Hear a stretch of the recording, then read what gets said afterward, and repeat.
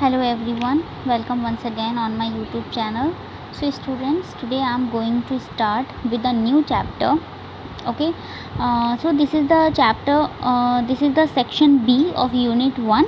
I have already explained the first chapter of Unit 1. So dream. I have already complete the full of chapter, and this is the chapter 2, means section B of Unit 1. So today I am going to start with this chapter. Okay, so students, before start the chapter, we have to know about the title of this story. This story is very beautiful. बहुत ही अच्छी story है. इस story को जब आप सुनेंगे तो आप देखेंगे कि किस तरह से एक छोटी सी बच्ची होती है, एक छोटी सी एक गर्ल है इसमें, जिसकी लाइफ फुल ऑफ स्ट्रगल, मतलब स्ट्रगलफुल उसकी लाइफ है बहुत ज़्यादा. वो कितना ज़्यादा एडजस्ट करती है. ठीक है, so let's start. What is the meaning of purple haze. तो purple means purple, like colour जैसे होता है ना purple. So purple means colour and haze means not the clear vision. Okay, जब कोई चीज़ हमें कुछ क्लियरली दिखाई ना देता हो. फॉर एग्ज़ाम्पल, जैसे कि आप आजकल अपनी सेल्फी लेते हो. सो एक फंक्शन आपके मोबाइल में ऐसा आता है कि आपका बैकग्राउंड जो है वो ब्लर कर देता है. ठीक है, वो पीछे का बैकग्राउंड आपका क्लियरली नहीं दिखाई देता. So haze means not the clear vision. Okay, something like hazy, something like not clear, something like blur. I hope you understood with this haze and purple light. So purple colour की एक hazy सी light. ठीक है, तो इस story का title ये है. So students, the story purple haze has been translated from Marathi by the author. Okay, so ये स्टोरी जो थी, देखिए, this story Purple Haze has been translated from Marathi by the author. How does poverty affect human dignity?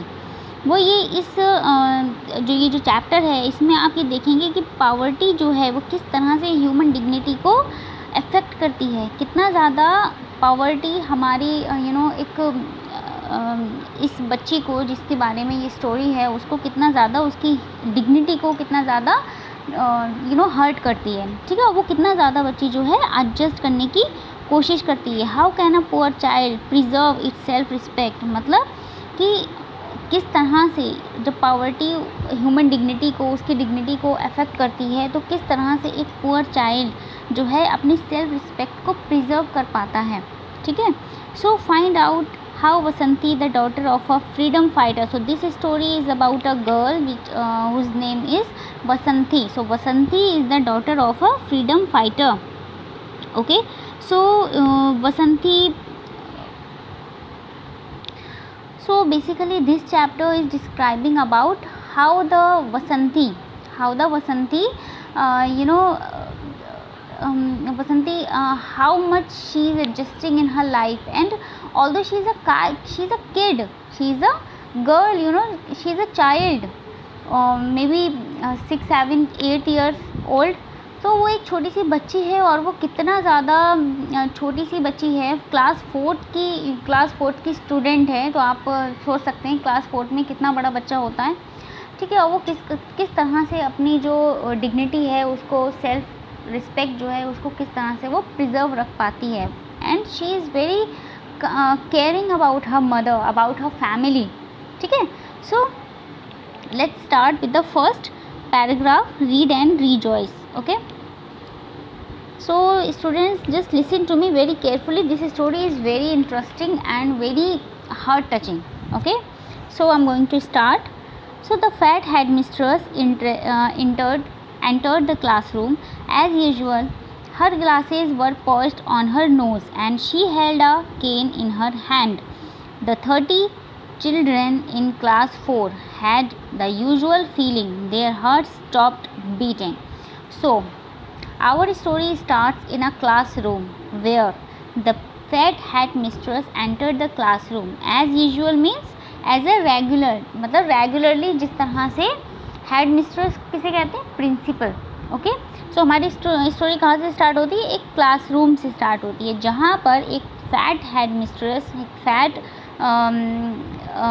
Principal जो हैं वो class में entered होती हैं। एज़ यूजुअली उनके ग्लासेस जो थे वो were perched on her nose, means point of the nose, okay, बिल्कुल पॉइंट पर, नोज़ की पॉइंट पर, जो आप लोगों ने देखा होगा लोगों को, अपने दादी को, अपने ग्रैंड पेरेंट्स को, वो जो चश्मे को जो है बिल्कुल नोज़ पर लगा लेते हैं ना।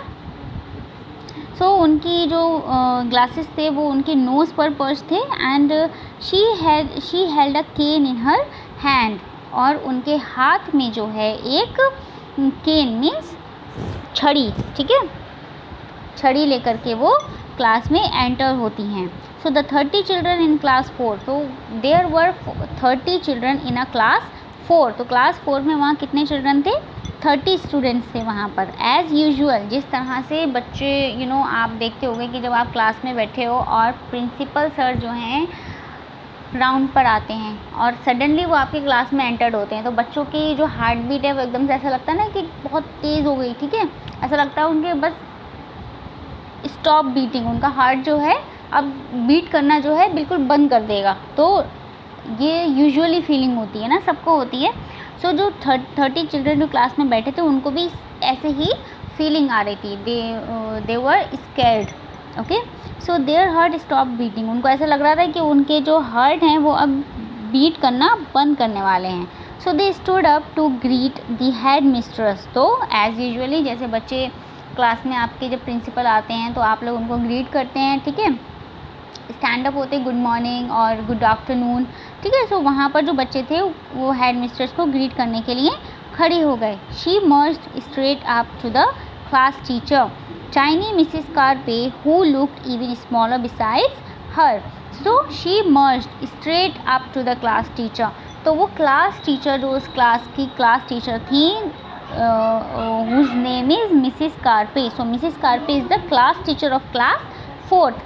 तो वो हेड मिस्ट्रेस जो होती हैं वो क्लास टीचर के बिल्कुल सामने, मिसेस कार्पे के सामने जाकर खड़ी हो जाती हैं, ठीक है, in front of class teacher. So tiny Mrs Karpe में शॉर्ट हाइट, मिसेस कार्पे की हाइट जो थी वो कम थी, okay. So who looked even smaller besides her, और वो जो थी वो जब उनके सामने मतलब उनके बराबर में आके जब वो खड़ी हो जाती हैं, हेड मिस्ट्रेस उनके बराबर में आकर खड़ी हो जाती हैं बिल्कुल बिसाइड्स टू हर। सो वो जो है मिसेस कार्पे उनके सामने और भी ज़्यादा छोटी दिखती हैं, शॉर्ट दिखती हैं, okay. So inspection after 8 days, the head mistress announced, is everything ready? Yes, Mrs Karpe replied meekly. So when we entered in the classroom, she announced, okay, the principal announced that inspection after 8 days, inspection when somebody is coming to the school to check the things, the different things, okay, जब कोई बाहर से आपके school में आता है चीज़ों को चेक करने के लिए तो उसे इंस्पेक्शन बोलते हैं। सो मिसेस कार्पे से वो पूछती हैं कि इंस्पेक्शन जो है वो आफ्टर 8 days मतलब 8 दिनों में होने वाला है, क्या सब कुछ रेडी है? So Mrs Karpe replied meekly, she is answering of fearfully. Meekly means मतलब एक होती ना घबराई हुई आवाज़, तो हम फेयरफुली मतलब डर की वजह से जो हम रिप्लाई करते हैं, she is answering of fearfully, okay, boomed speak. वो जो हेड मिस्ट्रेस होती हैं वो थोड़ा सा लाउड आवाज़ में बोलती हैं कि सब इंस्पेक्शन जो है वो 8 दिन के बाद होने वाला है, तो सब कुछ रेडी है। तो मिसेस कार्पे जो हैं वो रिप्लाई देती हैं make sure. Yes, Mrs carpe कहती हैं जी हाँ सब कुछ रेडी है। So make sure that all the girls bring their needle work, she boomed looking pointedly at me and then she merged out of the classroom. सो ये कौन बता रहा है? ये बता रही है वसंती जो गर्ल है, वो क्लास 4 की स्टूडेंट है, वो ये कह रही है कि वो हमारे क्लास में आती हैं और ऐसे ऐसे अनाउंसमेंट करती हैं और मुझे देखते हुए मेरी तरफ को मतलब पॉइंट करते हुए, हमें इंसान को जेस्चर से पता चल जाता है ना कि वो किसकी तरफ को पॉइंट करके बात कर रहा है। सो वो कहती है कि वो मेरी तरफ पॉइंट करके बात कहती हैं, वो कहती हैं कि मेक श्योर कि ऐसा होना ही चाहिए कि जो लड़कियां हैं, जो गर्ल्स हैं, वो अपना नीडल वर्क जो उनको दिया गया था, प्रोजेक्ट दिया गया था, वो अपना नीडल वर्क कंप्लीट करके ले करके आएँ। Okay, and then she marched out of the classroom, और वो जो थी क्लास के बाहर चली जाती हैं। The class return to its noisy self. So class जो था आप चैन की सांस लेता है और अपने नॉइजी जिस तरह से वो वहाँ पर एक्टिविटी कर रहे होते हैं, वो वापस से वही एक्टिविटी में बिजी हो जाते हैं। सो बिफोर दिस इंटरप्शन, इस इंटरप्शन से पहले, I had been thinking about the doll I had seen long ago in Belgaum. So इस इंटरप्शन मतलब कि इंस्पेक्शन जो प्रिंसिपल होती हैं क्लासरूम में आती हैं और ये सब चीज़ें अनाउंस करती हैं, तो इससे पहले जब वो क्लासरूम में बैठी थी आराम से, तो उसके माइंड में क्या चल रहा था, वो किसके बारे में सोच रही थी, एक डॉल के बारे में सोच रही थी जो उसने काफ़ी टाइम पहले बेलगांव में देखी थी। So Mrs Shevre had brought it over to the school to show it to us. So Mrs Shevre may be the previous class teacher of a, शायद उनकी प्रीवियस क्लास टीचर हो, उन्होंने ये डॉल जो थी उनको देखने के लिए परचेज़ की थी, ठीक है, वो बच्चों को दिखाने के लिए वो लेकर के आई थी। To show it to us, the doll was so beautiful. So doll जो थी वो बहुत ज़्यादा ब्यूटिफुल थी। I just couldn't forget it, मैं कभी भी उसे भूल नहीं सकती। Specially the doll's dress, specially उसका ड्रेस बहुत ज़्यादा खूबसूरत था, बहुत ज़्यादा ब्यूटिफुल था। It was made of extremely fine material. So it was made of extremely fine material. The cloth of the dress was very good quality. उसका जो ड्रेस था, जो डॉल ने ड्रेस पहना हुआ था, वो बहुत ज़्यादा प्रिटी था। I wanted to tell my friend Prema about it, but the thought of needle work pushed everything else out of my mind. So वो क्या कहती है, मैं अपनी friend Prema is you know may be Prema is her friend. So वो बताना चाहती थी, she wanted to tell Prema about that doll, but जब प्रिंसिपल क्लास में आ गई वो डिस्ट्रैक्ट हो गई, सब चीज़ों से बिल्कुल परेशान हो गई। ये सारी चीज़ों इस नीडल वर्क की वजह से जो है उसके माइंड से ये अच्छी अच्छी चीज़ें जो वो सोच रही थी डॉल के बारे में, ये सारी चीज़ें उसके माइंड से निकल गईं। अब वो सिर्फ नीडल वर्क के बारे में सोच रही है। So Vasanti stand up, that was Mrs Karve. Mrs Karve उसको कहती हैं, वसंती स्टैंड अप, खड़े हो जाओ। Don't forget to bring your needle work tomorrow, understand. उससे कहती है कि अपना नीडल वर्क जो है वो कल लेकर के आना, भूलना मत, स्कूल लेकर आना। जो नीडल वर्क का प्रोजेक्ट तुम्हें दिया गया था वो तुम्हें कल लेकर आना है, अंडरस्टैंड, समझ गई। येस आई सेड, उसने कहा yes. Though I did not quite know why I said it. उसने सडनली जवाब दे दिया कि येस मैं ले आऊँगी, बट वो ये सोचती है कि पता नहीं मैंने ये जवाब क्यों दिया। Because I knew I would not be able to get any cloth for the needle work. मुझे पता है कि मेरे पास कोई ऐसा कपड़ा है ही नहीं जिस पर मैं नीडल वर्क कर सकूं, तो मेरे पास ऐसा कोई क्लोथ ही नहीं है जिस पर मैंने नीडल वर्क किया है। तो फिर भी मैंने ये जवाब दे दिया क्योंकि उन्होंने मुझसे जब पूछा तो मैंने कह दिया कि ठीक है मैं कल ले आऊँगी। अब उसके पास, अब यहाँ पर आप देखिए कि वो कितनी ज़्यादा पुअर चाइल्ड है। उसके पास इतना ज़्यादा नहीं है कि वो एक नीडल वर्क के लिए क्लोथ जो है परचेज़ कर पाए, ठीक है। तो वो क्या कहती है, वो अपने आप से ऐसे कह देती है कि ठीक है मैं ले आऊँगी, बट वो सोच रही है कि मैं लाऊँगी कैसे, मेरे पास तो है ही नहीं, मेरे पास क्लोथ नहीं है। Now let's move on the other page. Now evening came and I was back home. So शाम हो जाती है और वो अपने घर वापस आ जाती है। Aai had not yet return from her school. Aai, what is Aai? Aai is used for her mother, okay. So Aai जो है मराठी में मदर को कहते हैं। I lit the fire in the kitchen and went to Dabholkar Kaki's house to fetch the milk vessel. She had already boiled the milk. So वो मतलब कह रही है, वो बात कर रही है कि उसने जो है किचन में जा कर के फायर, चूल्हे में फायर जलाती है और कहाँ जाती है, दाबोलकर काकी के घर जाती है मिल्क की वेसल को लेने के लिए, ओके। सो मिल्क की वेसल उनके पास रखी होती है, मे बी क्योंकि उसके घर में उसकी आई नहीं होती है, इसलिए जो है पड़ोस की काकी के घर जाती है, वहाँ पर मिल्क की वेसल रखी होती है जो वो लेकर के अपने घर आती है। She had already boiled the milk, उन्होंने जो है मिल्क जो है ऑलरेडी बॉइल्ड कर दिया था। सो वो पूछती है वाई डिड यू, वो पूछती है वाई डिड यू, आपने ऐसा क्यों किया, आपने इसको बॉयल क्यों किया। I would have done it my self, मैं ये अपने आप से कर सकती थी, ठीक है, मैं ये कर सकती थी, अपने आप से कर लेती। मे बी देखिए उसके इस एटीट्यूड से लग रहा है ना कि वो किसी की बेवजह मतलब हेल्प नहीं लेना चाहती, ठीक है, because she is very self respected person, है ना, वो अपने आप को अपनी रिस्पेक्ट के बारे में सोचती है और वो किसी से भी ऐसे ही मदद लेना नहीं चाहती, अपनी प्रॉब्लम्स के बारे में वो किसी से डिस्कस नहीं करना चाहती, है ना। सो वो उनसे ऐसे ही पूछती है। सो काकी स्माइल, काकी जो हैं वो स्माइल करती हैं। सिली चाइल्ड शी सैड, और वो उससे कहती है, मतलब ऐसे ही कहती है कि सिली चाइल्ड यू हैड टी, वो उससे पूछती हैं, शी ऑफ़र करती हैं कि तुम चाय लोगी। आई हैव मेड सम, मेरे पास कुछ चाय है, तुम्हें चाहिए। So she said, she replied then नहीं नहीं काकी, आई रिप्लाइड हैज़िली, और वो जल्दी से जो है उनको रिप्लाई करती है कि नहीं नहीं काकी मुझे नहीं चाहिए। And run back with the milk to make tea of course, तो वो मिल्क लेकर के अपने घर पे आ जाती है, वो मतलब जल्दी से भाग के आ जाती है वो वेसल लेकर, और वो कहती है कि अपने घर आकर के वो अपने आप से चाय बना लेगी। सो द चूल्हा बर्न ब्राइटली, तो चूल्हा, ओके, तो this is the Hindi word चूल्हा, बर्न ब्राइटली, तो चूल्हा जो है बहुत ज़्यादा रोशनी के साथ में जल रहा होता है। So furiously as a matter of fact means, furiously मतलब उसकी जो आग है वो इतनी ज़्यादा तेज़ी से जल रही होती है, ऐसा लगता है कि जैसे कि ये जो है बहुत ज़्यादा गुस्से में है, ठीक है।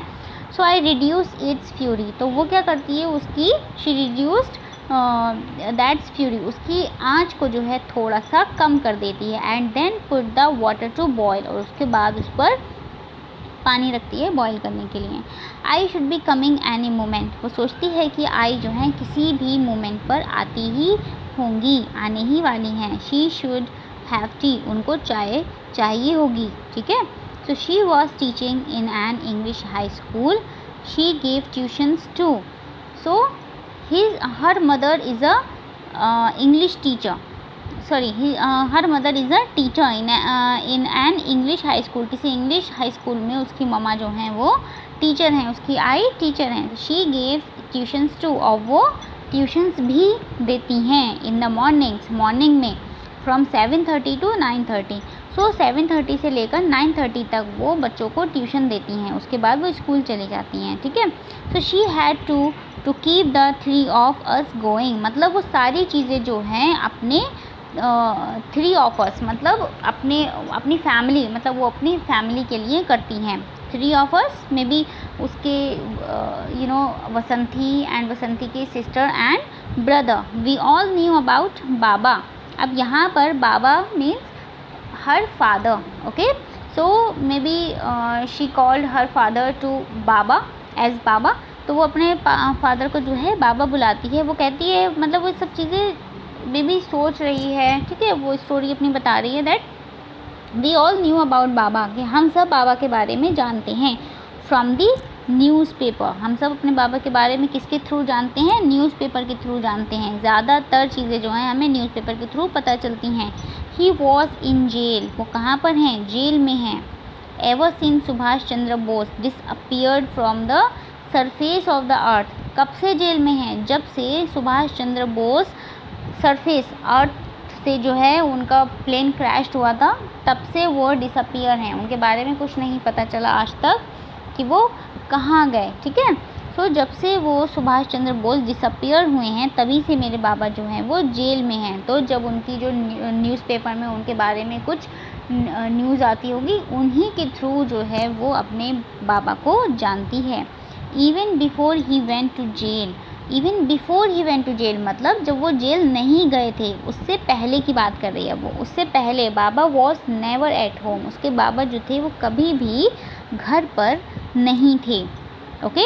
But whenever he came, लेकिन जब भी वो घर पर होते, it was a festival for us, ये हमारे लिए एक फेस्टिवल से कम नहीं होता था, वो हमारे लिए एक फेस्टिवल की तरह होता था। Once he came with his long dirty woollen coat, एक बार वो घर आते हैं, किसके साथ आते हैं? अपने लॉन्ग डर्टी वुलन कोट के साथ घर आते हैं। His method of dry cleaning was simple without फस, सो उनका मेथड जो था ड्राई क्लीनिंग का वो बहुत ही ज़्यादा सिंपल था, धोते होते कुछ नहीं थे, वॉश नहीं करते थे। He simply beat the coat against the wall to rid it all the dust it had collected. तो उनका जो ड्राई क्लीनिंग का तरीका जो था वो बहुत ही ज़्यादा सिंपल था। वो अपना कोट निकालते थे और उसको दीवार पर जो है, ठीक है, ज़ोर ज़ोर से मारते थे, तब तक उसको पीटते थे जब तक कि उसकी सारी डस्ट जो है वो निकल ना जाए।